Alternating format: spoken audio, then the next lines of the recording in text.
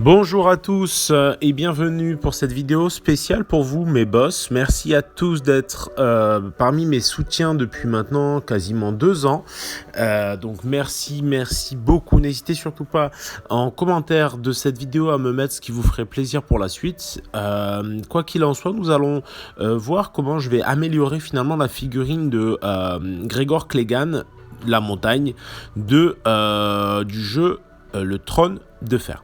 Donc je vous présente là la version telle qu'elle était avant le tuto que je vais vous présenter. Il faut savoir que du coup l'idée ça va être plutôt de donner plus de profondeur à la pièce plutôt que de vraiment la repeindre entièrement évidemment.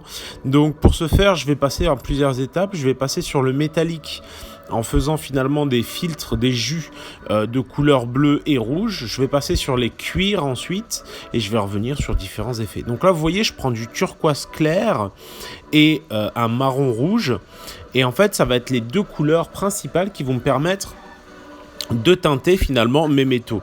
Alors vous remarquerez que je vais énormément diluer la peinture, hein, j'en aurai très peu et le turquoise va venir plutôt du côté lumineux des zones de lame, là où le marron rouge va plutôt venir teinter en réponse à ce bleu lumineux les zones de métaux plutôt sombres.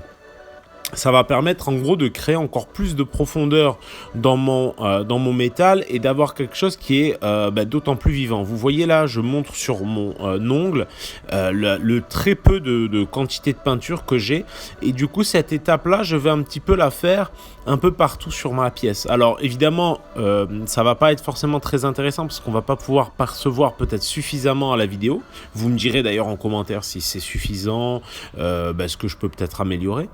Mais en fait, ça va vous permettre de voir un petit peu où est-ce que je positionne ces différentes teintes. Donc encore une fois, je vais avoir tendance à poser mes teintes de marron rouge plutôt dans les ombres et mes teintes de bleu marine turquoise au niveau de mes lumières. Donc comme vous le voyez là, je peux passer sur les différentes zones avec le turquoise pour teinter un peu mes zones de lumière au niveau de mes métaux.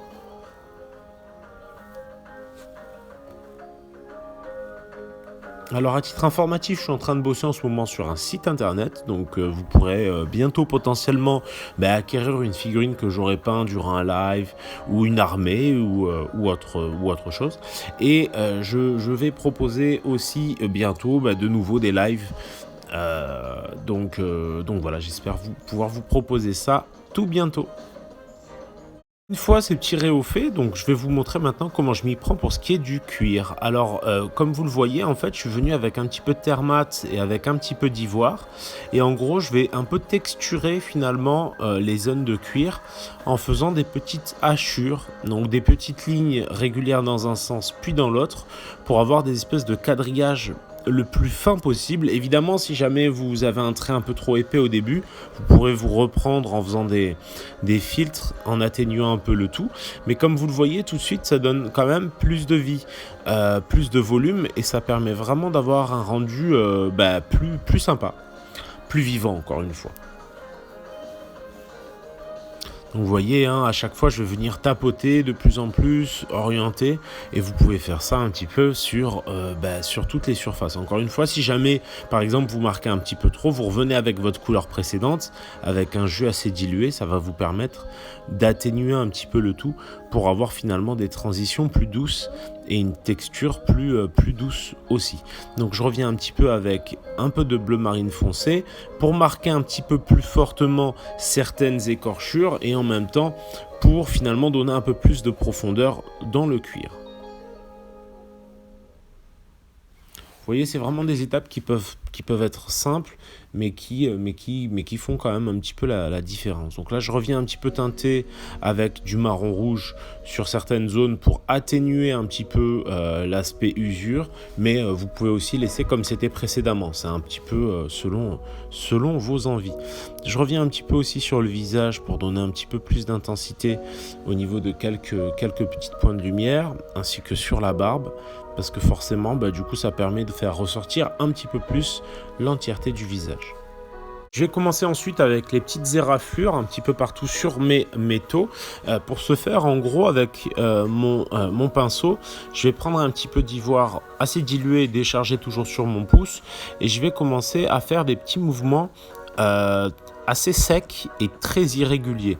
Alors il faut que ce soit un petit peu chaotique et vous le verrez, je vais en rehausser certains, en marquer un petit peu plus d'autres sur l'origine du trait et de sorte à avoir quelques zones un petit peu en fait irrégulières, imparfaites, qui vont me permettre de simuler finalement des chocs sur les zones de métaux. Enfin, je vais revenir tranquillement avec du noir et je vais rehausser en fait au-dessus à chaque fois de ma ligne de blanc, de sorte à simuler le fait que la ligne de blanc finalement est le reflet du dessous de la zone impactée, pour donner cet effet de trompe-l'œil qui va donner l'impression qu'en fait ce sont des petits coups sur le métal. Donc voilà pour ces petits effets. Alors ça peut paraître de rien, mais je trouve que ça donne quand même beaucoup plus de vie au personnage et ça vous permet d'aller un petit peu plus loin, toujours dans cette optique. Donc encore une fois, merci beaucoup à vous, chacun de mes Patreons. C'est aussi grâce à vous que j'ai un meilleur confort pour faire ces vidéos. Donc n'hésitez pas à en parler autour de vous, n'hésitez pas à relayer l'information et je vous dis à très bientôt.